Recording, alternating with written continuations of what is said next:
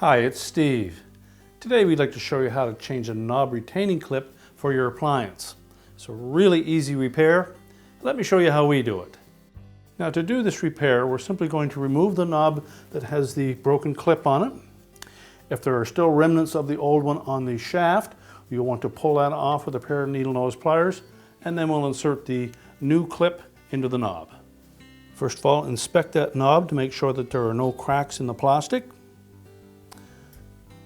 Then we'll take the metal insert, line it up, push it firmly into place, and then we can reinstall the knob.